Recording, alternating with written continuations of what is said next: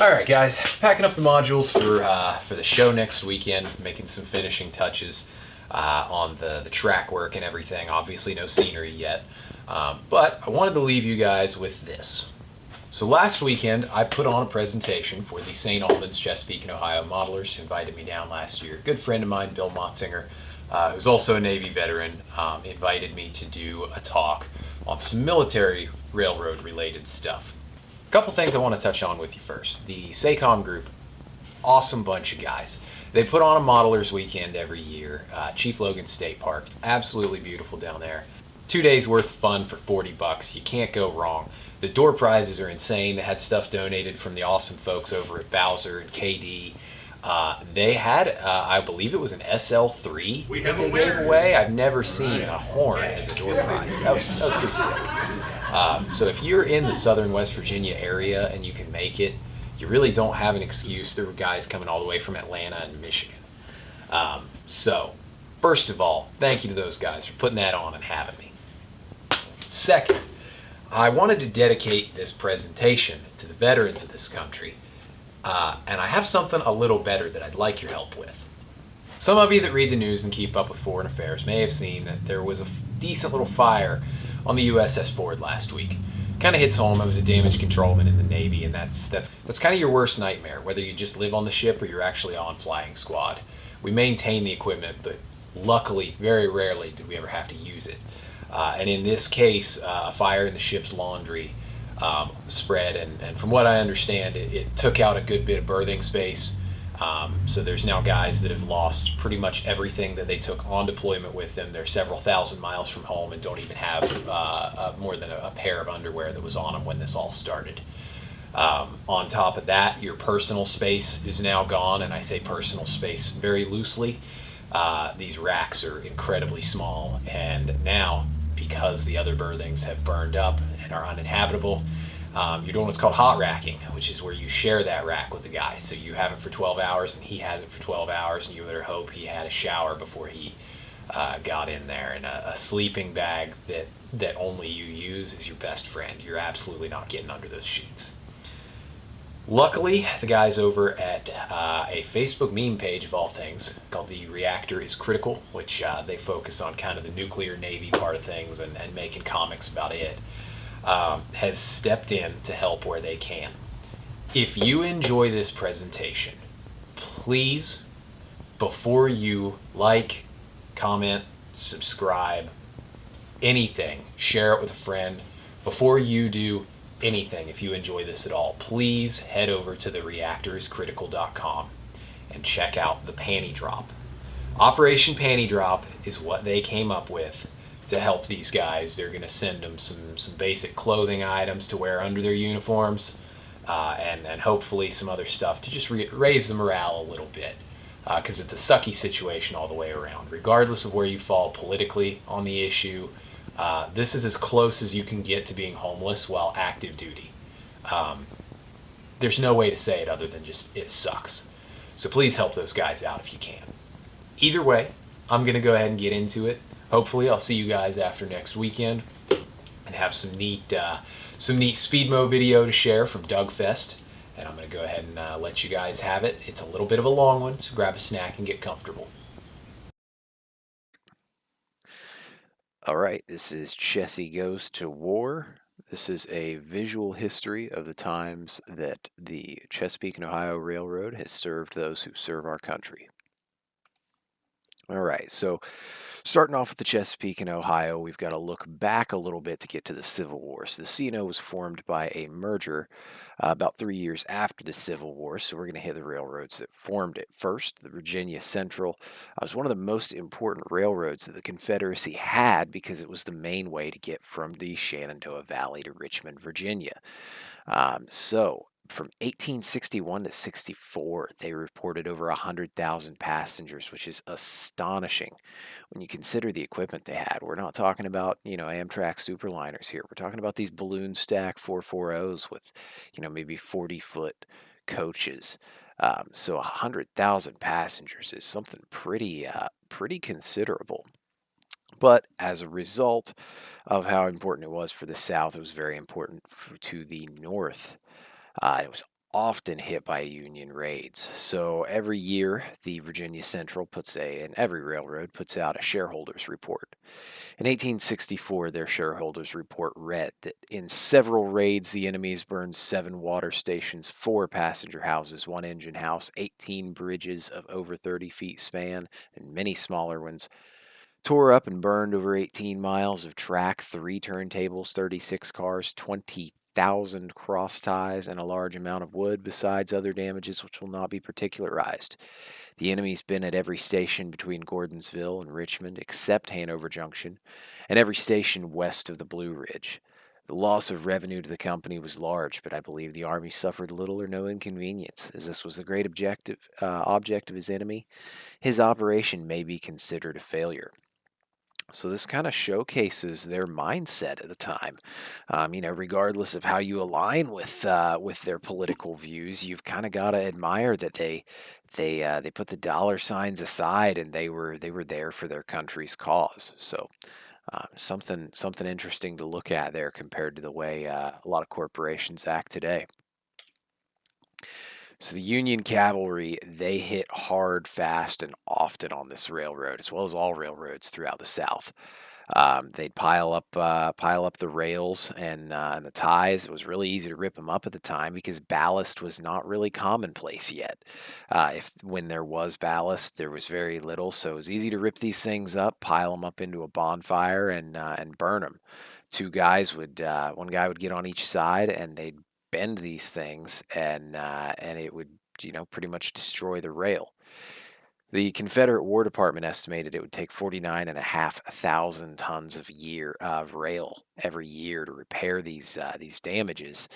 So after a while, they said, "Well, maybe we can get a skilled blacksmith to clear this up for us," and they did. Here you can see a bonfire about to be lit. I believe this is one where the South ripped up some rail and was about to burn a northern railroad. But after a while, like I said, these blacksmiths figured out, hey, we can straighten this and get it back out. So enter General William Tecumseh Sherman. So in his 1864 March to the Sea, as it was called, the Atlanta campaign, he said, "You know what? We're gonna stop that." He issued this order: officers should be instructed that bars simply bent may be used again, but if when red hot they are twisted out of line, they cannot be used again. Pile the ties into shape for a bonfire, put the rails across, and when red hot in the middle, let a man at each end twist the bar so that its surface becomes a spiral.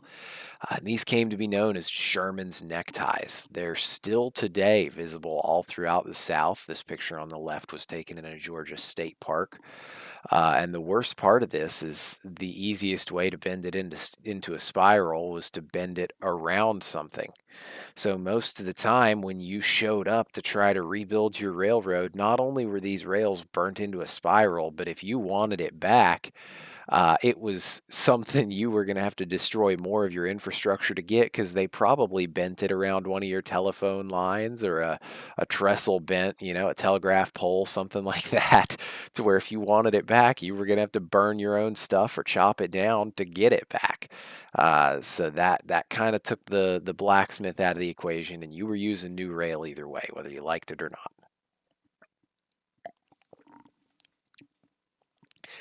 In the spring of 1865, rails were torn from the west end to rebuild the east, and they were trying to put together the last little bit of their railroad to get some of it operational. The Virginia Central at one point had over 200 miles of track and over 250 pieces of rolling stock. And here we are at the end of the war looking at 5 miles of operable track and $40 in gold. To put that into perspective, to hear it from a major railroad today, imagine, America goes through some rough times and CSX comes out and they say, hey, we've got $820 as a company right now. We're kind of hurting. That's adjusted for inflation. That's what you'd be looking at. Now, the other railroad that we're going to look at in this is the other railroad involved in the merger, the Covington and Ohio. Now, it was only ever planned There was a little bit of grading work that started, a little bit of tunnel work that started on both the Allegheny Mountain and around Charleston, but for the most part, never really much action taken on the railroad, just plans. Now, the stuff that was started was part of a $48 million infrastructure project as far as boring the tunnels and doing the grades. This was all funded by the Virginia Public Works Board. The state of Virginia owned a 40% share in this. They had foot the bill for a large amount of the infrastructure. And after the war, they were like, hey, we cannot continue this. You know, they had just lost a war. There was no money in the budget for it. So the merger happens. The C&O gets finished as we know it in the 80s and 90s, all the way up into the 1950s. And at this point, they're like, hey, somebody has to help us with this debt, and half of this railroad now runs through West Virginia. So the Supreme Court actually ended up taking the case. This was fought so far up into 1915 that the Supreme Court finally ruled that the state of West Virginia owed $12 million to the state of Virginia. And it took until 1939 to pay that debt off. Wrapping up the Civil War, what it gave us. So the U.S. Military Railroad was formed by the North in 1862 to try and cobble together all of their railroads. So the North and South was faced by the same issue. There were 13 different gauges of railroads throughout the North in 1861. Most of them did not connect. So if you wanted to ride a long distance and you were going across two railroads, chances are you were getting off at the end of the line and taking 10, 20, maybe 30 miles on horseback or wagon to get to another station and get on the end point of another railroad and ride it to where you're going. That's a pretty big pain if it's you and your wife traveling cross country. But imagine if you've got, a flat car load of artillery cannons and gunpowder and food and supplies and hay for some horses and a cavalry regiment. So they decided, hey, let's get together. Let's form all these railroads into one regular standard gauge, and let's finish them all in between stations. And they did that. The Pacific Railroads Act of 1862, which was also what built the Transcontinental Railroad that we know as Union Pacific and Central Pacific today, it in the text of the bill, it said that we were going to build it to Stevenson gauge, which was gaining popularity in England, 4 foot 8.5 inches. And all the interchanging railroads, they said, "Hey, you guys really should convert to this as well. This is going to help us, whether you were building a new one or whether it was something you were going to convert your railroad to re-gauge all your equipment. You really ought to do this." And they pushed it on people as converting to this new standard gauge, as the bill called it. And that's the first time we really see the term standard gauge used in America. So that's where that term comes from. Now, as far as regauging and standardizing, the South was very reluctant to follow suit. Their big thing was a freedom of business. They didn't want any government oversight. They didn't want anybody telling them from the federal government, hey, this is how you need to do this. As a result, they had one of the biggest logistical handicaps in military history, and it's often pointed at as one of the reasons they lost the war. On top of that, even if they had tried, they really did not have the industrial capability in the South to produce that amount of rail and regauging equipment and new trucks and this and that and the other. Um, there was not a lot of non-agricultural industry at the time in the South. All of that still remained in the North. You look at the steel mills in Pennsylvania and stuff like that. So that really, really hurt them. All right. So getting out of the Civil War and moving on through history, there's a kind of dark patch we have to hit first, and that is the West Virginia Coal Wars. Now, isolated labor strikes in southern West Virginia and eastern Kentucky were happening as early as 1890. Little onesie twosie conflicts here and there. There would be a strike, some guys would walk out, they'd settle on it. Not really big deals, but disputes finally boiled over. on April 18th, 1912. This happened mainly on Paint Creek and Cabin Creek in southern West Virginia. A large amount of miners walked out. As a result, the Baldwin Felts Detective Agency was called in to break the strike. They forced miners out of their houses. They kind of blockaded and I guess you'd say they were acting as bouncers for the company store. So not only were you paid in script that could only be used at the company store, but if you weren't an employee, you couldn't shop there. And if you're on strike, you're not one of our employees. Same thing with company housing. This is for our employees. Sorry about your luck there, bud. Take your family and get out. And they threw families out into the cold. These tent colonies, like the one you see here on the bottom left at Holly Grove, were formed. And that brings us to the Bull Moose Special. Now, shortly after this, the National Guard was called in. A lot of these strikes and riots got nasty. The strikers were beaten. As a result, things boiled over. The mines would get vandalized, and there would be small shootouts there. And martial law was declared by, at the time, Governor Glasscock. And the National Guard was hauled in on C&O lines. Not really the dark spot we can fault him for. There was a little bit of corruption cited there. But the dark spot comes with the aforementioned Bull Moose Special. The C&O donated a baggage car and a coach to the strike breakers. They armor plated the locomotive and they put a Maxim belt-fed machine gun in the 6-foot baggage car door, the big sliding door on the side. They used this on a regular basis to get the Baldwin Felts detective, as well as bigwigs from the mines back and forth for a couple of years there, until finally on February 7th, 1913, at 11 p.m. And mind you, these shootouts had happened before this kind of, I guess you'd call it a strafing run. But they were never really successful. They never, I guess, successful is a pretty dark way to put it. But there were never casualties. It was just kind of a scare tactic, and they never really made national headlines like this one did. But they pulled up to the Holly Grove tent camp. Train came to a halt at about 11 o'clock at night. The boxcar door slid open, and that Maxim machine gun barked to life, as well as, depending on the accounts you read, somewhere between an additional 10 and 20 bolt-action rifles that Baldwin Felts detectives operated from those baggage cars.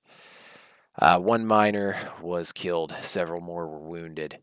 And an interesting thing I learned after the fact from a friend of mine was that the reason that this casualty count was so low, despite the number of rifles and one of them being a belt-fed machine gun, was most likely that miners had dug down somewhere between 1 and 2 feet in their tents.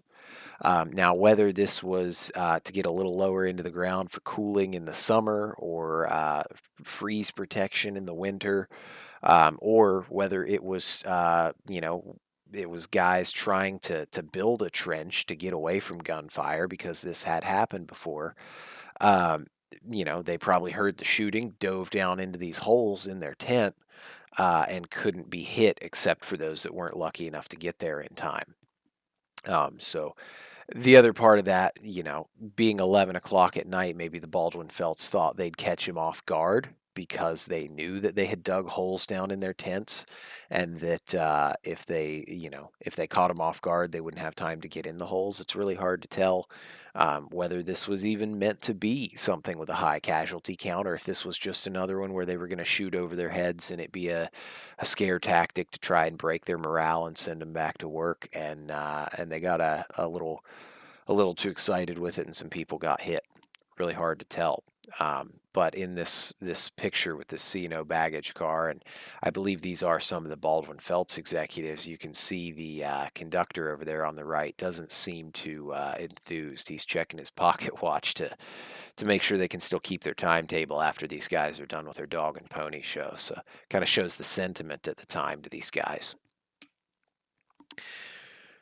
All right, moving into World War I, we'll try to keep it from getting that dark again. The USRA was the big thing that we can take away from this. So they were formed to supervise a struggling railroad operation. At the time, there were about 400 railroad operations with 250,000 miles of track. We're in the middle of World War One. Everybody's industrializing, so you're seeing more products coming out of these industries, as well as more machinery being hauled into these industries.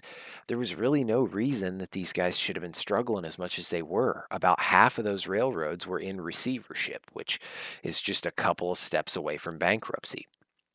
So on December 28th, 1917, President Woodrow Wilson ordered the Secretary of War to, quote, take possession and assume control of United States railroad operations. So that's why you see these U.S. stamped on the side of a lot of these big Class 1 railroads tenders, and then you see their name in the subtext up on the coal bunker. They were mostly known for standardizing the railroad equipment designs. They came up with a lot of really good designs. Here we see what I believe is an H4 Mallet, and that was a USRA standard used by several different railroads. But one thing they did do was they were known for just kind of band-aiding the infrastructure. And hey, what's the bare minimum we've got to do to keep trains running? They were focused on spending all their money on filling this equipment deficit. And a lot of track work got in rough shape. A lot of bridges and tunnels were needing a lot of attention that they weren't getting because they were trying to put all of their funding towards buying locomotives and cars to fill this deficit. Now, the deal was 21 months after an armistice was signed for World War One, they would give everything back to the corporations that ran the railroads. And that 21 months hit on March of 1920. The USRA disbanded. All these companies got their railroads back in full. But all of their designs would live on, and you'd see USRA standard hoppers and consolidations and Mikados and all these designs be ordered long after that because they were very cost effective and they were very efficient. All right, moving into World War II, and here we see a triple header somewhere in Ohio. And we're going to explain why. So gasoline and tires, there was huge ration on them. They were all going overseas. Same thing with car factories. Nobody was building new trucks. They were building Jeeps and tanks and half tracks. So trucking companies really couldn't do much. Their hands were tied behind their backs. The railroads, they already had the equipment to move large amounts of personnel and cargo, so they stepped up and shined. 91% of all freight and 98% of military personnel were moved by railroad for this time period. So to explain the metrics that we have to go over for this, you got to understand revenue passenger miles and cargo miles. So a passenger mile is a measure of how far and how many passengers were moved. For example, a person rides 500 miles, you get 500 revenue passenger miles. If two people ride 250 miles each, that's also 500 revenue passenger miles. You've got 250 miles times 2 there. And it works the same way with a ton of cargo. Just replace the passenger for that. In 1944, U.S. railroads reported 95 billion passenger miles. I was trying to look up a way to put this into perspective, but there really isn't one. NASA's Voyager 1 is the farthest man-made object we've ever sent from Earth, and it's 16 billion miles away. It doesn't even hold a candle to this. Same thing, 31.5 million trips around the equator if you were just moving a ton of cargo, a person. And it's even worse for a ton of cargo. 783 billion ton miles of freight. That's a mind-blowing number. And that's just 1944. We're just talking about 1 year here. So that's why you're seeing a triple header on this train here. There was a ton of traffic. All right, so touching into the industries. This is a West Virginia themed presentation here. So we're hitting the South Charleston Ordnance Works. Good name for this is the plant that almost wasn't.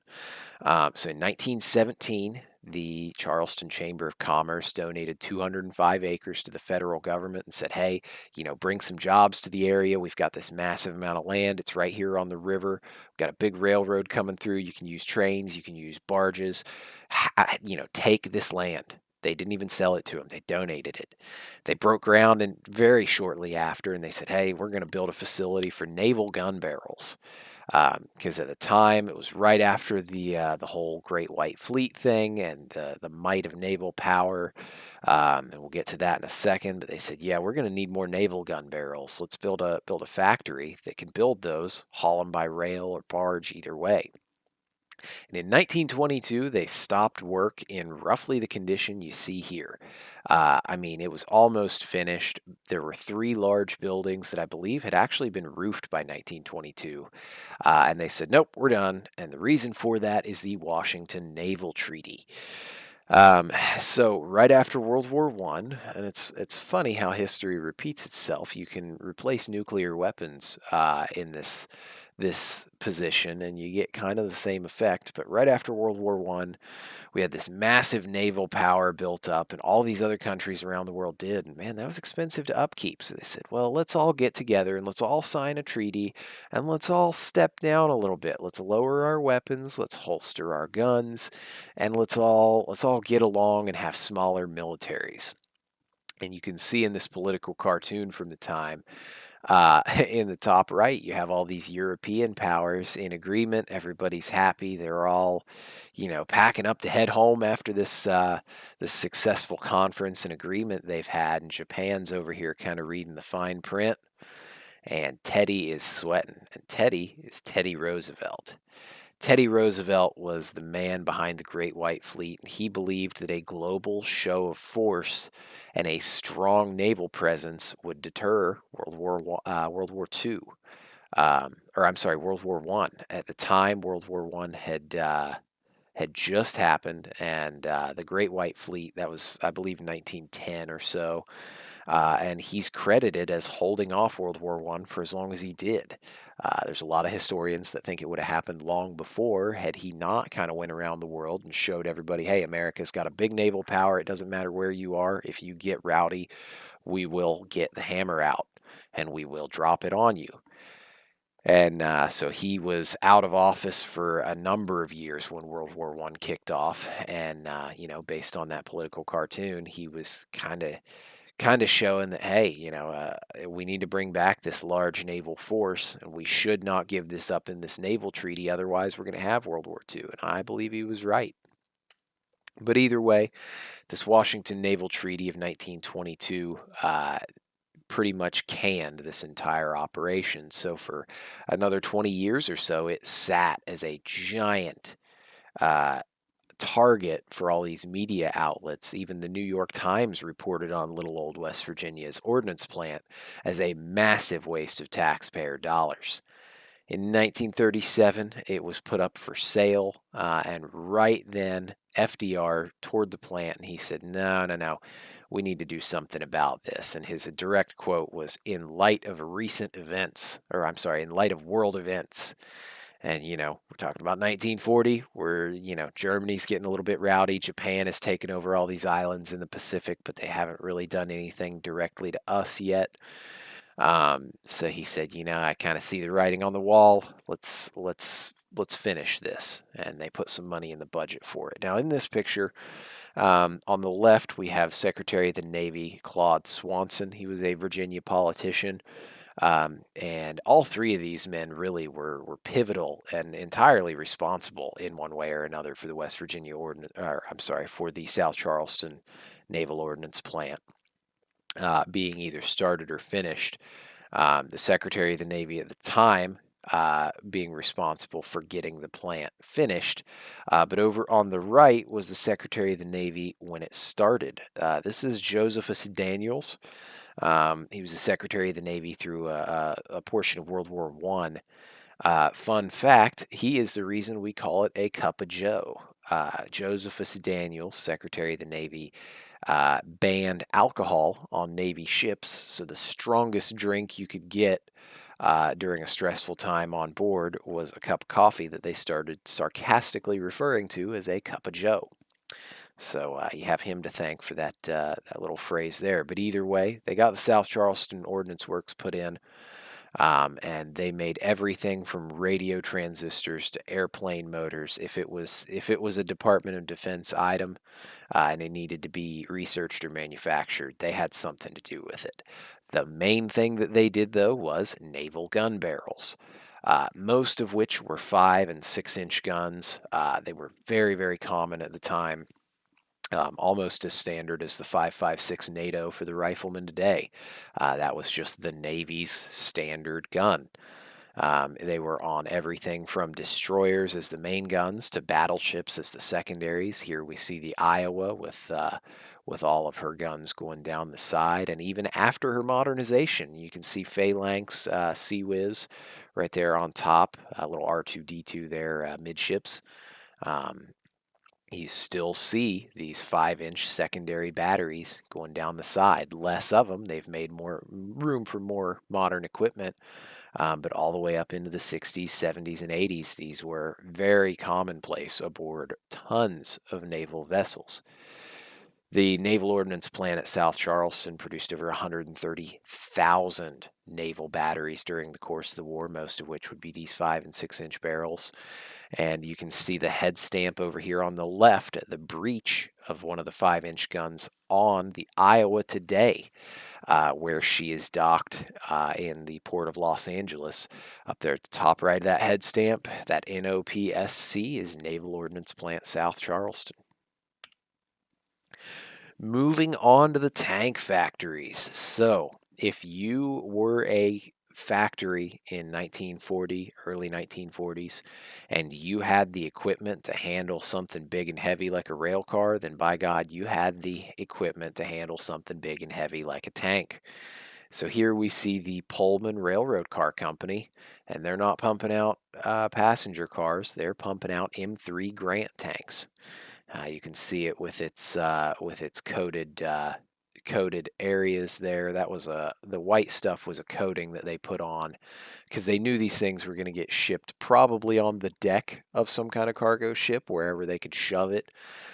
So the more delicate areas of the tank would have this white coating on them to protect them from the salt spray because it's real nasty stuff. I mean, it just destroys ships. So some of the more delicate parts of the tank would come coated like this.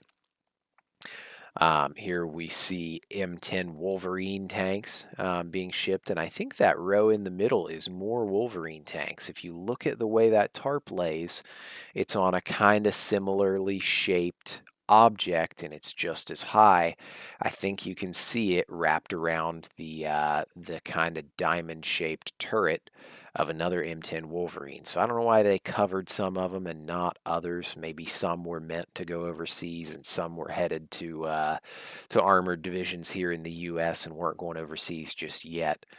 But we see those there. We've got M24 Chaffees being shipped out of the Clark Street Cadillac plant in Detroit. So Cadillac was doing the same thing. They were putting their engines in a lot of these, and I believe building the tanks whole in a lot of cases. Here we see the M4 Sherman tanks. I cannot 100% tell you which factory this is, but from the other pictures I'd seen, it looks like the inside of the Pullman Standard plant. And you can see the rails going up the middle there. So I think this was an assembly line for freight or passenger cars. But you can see this is the M4A1 Sherman tank from the rounded one-piece cast hull there. Later, we would see the Pullman plant in Hammond, Indiana, stamp out the M4A3. The M4A2 and the M4A3 variants. The main differences were you got diesel engines and you had welded hulls. So you can see those are just big armor plates that they've put up there and welded at a 90. The Hammond, Indiana plant would stamp out 3,426 Sherman tanks over the course of the war. 2,737 of them were A2 variants, and most of those variants would get packaged up like you see here and shipped overseas as part of the Lend-Lease program. The top left here, you see an A2 that was sold to the Russians. They really liked the 76 millimeter gun because they were having a lot of trouble with the German armor over there on the Western Front. The Canadians, here you see them testing, and they apparently really liked the 75 millimeter that most of them came standard with. Here we see a French tank.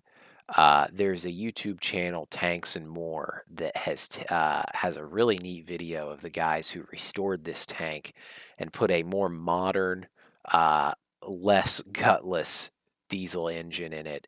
And this is a really neat video. You have to go watch if you're into tanks. This thing moves. So Tanks and More, go check out their channel. This video is awesome. Later in the war, you'd see more heavy tanks start to come about. Early in the war, it was more of a numbers game. They'd rather have, even if they were light tanks, they'd rather have a lot than a little. So it wasn't until later that you saw the heavy tanks start to come around. But here you see M26 Pershings coming out of the Fisher tank plant in Flint, Michigan. And that kind of brings us to the end of World War II. Now, getting into the Korean War is more of a story, and to understand the story, you've got to understand that there are military units. Just like there's airborne units and armored units, there are logistics units that specialize in rail transport. Railroads have always been the easiest and most efficient way to move large amounts of troops and supplies, and there were units built specifically around that. Towards the end of World War II, there were a lot of Jeeps left over, and there was a big equipment deficit. So, especially in places like Korea, you saw these troop trains being made and pulled by converted Willys Jeeps that had been permanently built into high rails. Now, that's great for light duty stuff, but this equipment deficit that was left, finally the U.S. government said, "Hey, we need a way to move our Joes around." And they went to these Class One railroads and they said, "Hey, we know you're dieselizing. We know you've got stuff that's about to get scrapped. We don't care how bad it is. Please give it to us. We've got to give it to the Koreans." And so here we see some old C&O equipment being sling loaded onto a cargo ship, possibly a leftover Liberty ship from World War II, headed to Korea. And so this sent me down this rabbit hole of what exactly is going on here. And there's not a lot of great documentation behind exactly what was sent. Here we see CNO number 202, which I believe is an 080. I can't tell for sure. And then on the right side here, we see what looks to be consolidation number 700, waiting to be sling loaded after they get that 080 up there. There were rumors of a lot of other railroads sending a lot of other stuff, but the records 100% verify that there were 6 C&O locomotives and 1 Erie locomotive. But the rest of it, little bit sketchy as to what did and didn't happen. So you can't cite an exact number there, but they sent these over, and it brings up the question: did an ex C&O locomotive sit Swiss cheesed in the DMZ in Korea for over 50 years? And here we see it. So this locomotive was operated by the man you see here in the dress shirt and slacks. I am going to butcher this name. I'm sorry ahead of time. I'm going to say Han Jun Ki. So his parents immigrated from Korea shortly before his birth. At the time, Korea had a tyrannical ruler. They did not have a democratic government, and that ruler ran them into poverty, and a lot of people were leaving Korea. And in 1927, his parents moved to Japan, and he was born shortly after. He grew up, and in 1943, he got a job with Japan Railways at age 16. So I'm going to say he was either very smart or very lucky. And reading the rest of the story, I'll let you decide which. Because I would not really call the series of events he went through, although he did live through them, I wouldn't really call the events that he had to go through luck. So a couple years after he had started his job, he was asleep in a dormitory for Japan Railways in between shifts, and the building collapsed on him in a massive explosion, and he worked his way out of the rubble over the course of a few minutes to see what was going on. And he steps outside, and everything is on fire in his home city of Nagasaki in August of 1945. He was 2 miles from the ground zero of the Fat Man atomic bomb. He survives, and he watches over the next couple weeks as everybody around him has their hair falling out. They're getting all these different diseases. And he's pretty much fine because the initial blast from these early atomic bombs was mainly gamma and neutron radiation, and the rubble seemed to have shielded him from that. By the time he crawled out, most of it had decayed, so he didn't get that massive initial dose like most of the people who were outside walking the streets did. So he survives that. And at the end of the war, he says, Korea has formed a democracy, and there's really no jobs here. Japan's not doing too hot at 1946, so he goes, you know what, I'm gonna head back to my parents' home and see what's going on over there. He immigrates to Korea and gets a job with the Korean National Railroad in 1946 as a locomotive engineer, just in time for the Korean War. In October of 1950, the Chinese showed up to help the North Koreans. 300,000 soldiers pushed the United States and South Korean soldiers, as well as a few other factions that were helping out at the time, back across the 38th parallel. There were a lot of skirmishes back and forth. And on December 31st, he makes a supply run in North Korea into the city of Hampo. Now, before this, there were several stories that he had about coming around a turn and seeing that a bridge had been bombed out, and he had no idea. He got the train stopped within a matter of feet of going into the river. This was kind of the head where everything came to a head for his railroad career here. There's several different versions of the story. The main one that's widely accepted after it's been translated to English seems to be that there was no Y in Hampo, so he was running tender first. He'd run around the train, and he gets to the next station called Jangdan, and the conductor gives him the order to stop. They get off the train to see what's going on, and U.S. and South Korean soldiers basically take over the train, and they said, "Hey, the railroad doesn't run directly north to south; it runs at kind of an angle. So while we've got a foothold here, the North Koreans are probably right down the track. You're not going to make it to the next station, and we can't let them have this locomotive." And they shot it completely to pieces, and he retreated with the soldiers. Uh, in April of 2003, which is when this picture was taken, according to the Stars and Stripes magazine article that it was in, at age 76, Han Jun-ki returned to his locomotive now in the DMZ. And mind you, we're talking about a guy who survived an atomic bomb blast 2 miles from ground zero. Look at that full head of thick black hair. What a stud. And I mean, healthy enough to hike down into the DMZ. We're talking about an area where you have to get special permission to go.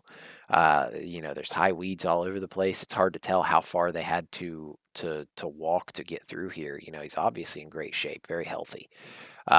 So, heck of a guy.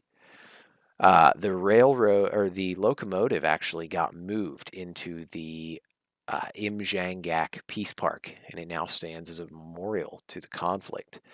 And this plaque that sits with it is not the last station from the south, but the first station towards the north, and kind of stands as a symbol of the hope that one day there will once again be a unified Korea. So, really neat story that came out of the Korean War there. Shockingly small number of photos of military movement. I think by this point, everybody had kind of decided that it was best not to take photos of military movements by rail. It was kind of an operational security thing. In World War II, it was a big deal of like, hey, why is this guy over here on the side of the tracks with a camera? How good is his German? At this point, I think they were kind of starting to crack down on that more. as far as the possibility of spies, and that's why you don't see a lot of photos of it.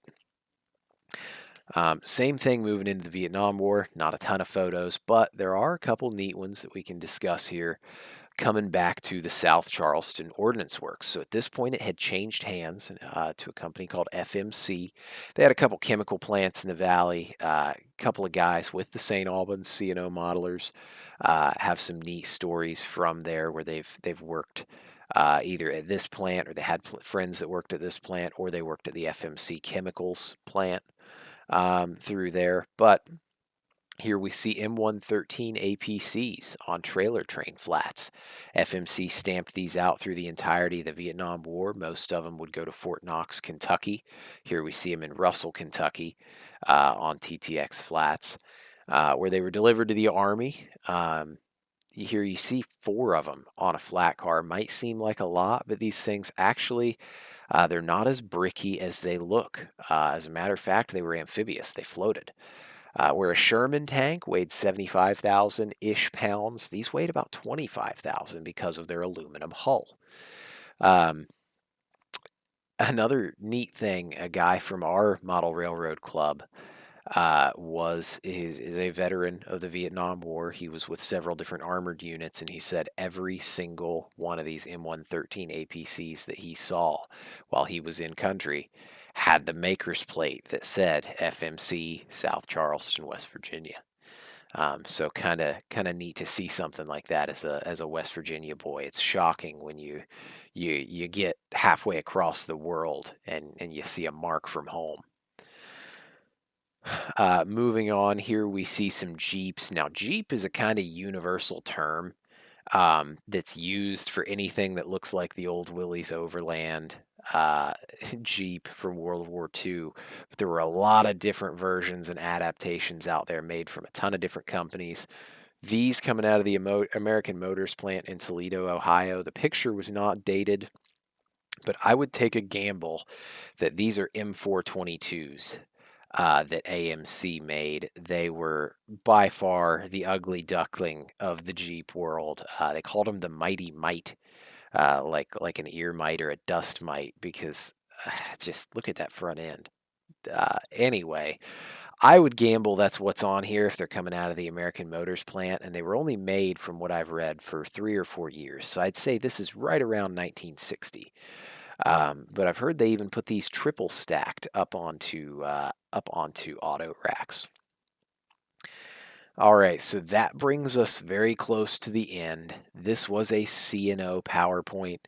However, honorable mention, we've covered a couple of the subsidiaries. We've covered a couple of the precursor railroads. We can do an honorable mention for B&O trackage, because this is an awesome story that I can only do justice by reading directly from Stars and Stripes magazine. It's been verified as about 95% true. There is a lot of speculation that over the years, this is something that was overblown for recruitment's sake. Here you can see a little cartoon on the left that already skews some of the details. It was not torpedoed by a submarine. But mostly true. Anyway, this was used to recruit what they call war workers, Rosie the Riveter types. All the men had gone off to war. They needed people to work in the factories. Oh, I'm sorry. They needed people to work in the factories, so you would have a lot of details get overblown. But anyway, this is Elgin Staples, was a Navy seaman. From Akron, Ohio, and this is the story of his rubber ducky, as we call him. It's an inflatable life vest. So, in the late night and early morning of August 8th and 9th, 1942, the life of Navy Signalman 3rd Class Elgin Staples of Akron, Ohio, was saved by someone over 8,000 miles away. Serving on board the heavy cruiser USS Astoria CA-34 in support of the landings on Guadalcanal, Staples and his crewmates suddenly found themselves illuminated by spotlight and under attack by the force of Japanese cruisers north of Savo Island. At approximately 0200 hours on the morning of August 9th, Astoria's number one 8-inch turret, which would be that forwardmost guy right here, was hit and exploded, sending Signalman Staples into the air and overboard. Dazed and wounded with shrapnel in his legs, he was kept afloat thanks to an inflatable life belt he had donned shortly before the explosion. More than 200 men were lost aboard the Astoria that night, and it seemed he was to become another one. At 0600 hours, Staples, along with several other survivors, were rescued by the destroyer USS Bagley, DD-386, and returned to the Astoria, which was heavily damaged. A salvage crew of 350 men boarded the Astoria and attempted to save her, hoping to beach the cruiser and prevent it from sinking in the shallow waters off Guadalcanal. Those efforts failed as the Astoria took on a dangerous list before finally sinking at approximately 1200 hours, putting Staples back into the water, still wearing his same life belt. The Bagley had steamed back to battle, so the crew of the Astoria were on their own for the rest of the afternoon. Later that day, he was rescued a second time by the transport ship USS President Jackson AP-37, and Signalman Staples was first evacuated to New Caledonia before being given leave to return home. It was on board the President Jackson that Staples first closely examined the life belt that had saved him and was surprised to find that it had been manufactured in his hometown of Akron, Ohio, by the Firestone Tire and Rubber Company. Staples also noticed an unusual set of numbers on the belt. Returning home to Akron, Signalman Staples thought to bring along the belt to show his mother, Vera Mueller Staples. In his 2001 memoir, he wrote, "I sat with my mother in our kitchen, telling her about my recent ordeal and hearing what had happened at home since I had gone away. My mother informed me that to quote-unquote do her part, she had gotten a wartime job at the Firestone plant. Surprised, I jumped up and grabbed my life belt from my duffel bag and put it on the table in front of her. 'Take a look at that, Mom,' I said. 'It was made right here in Akron at your plant.' She leaned forward, and taking the rubber belt in her hands, she read the label. She had just heard the story and knew that in the darkness of the night, that terrible night, that one piece of rubber had saved my life. When she looked up at me, her mouth and eyes were wide open with surprise. 'Son, I'm an inspector at Firestone. This is my inspector number,' she said with her voice hardly above a whisper. We stared at each other, too stunned to speak.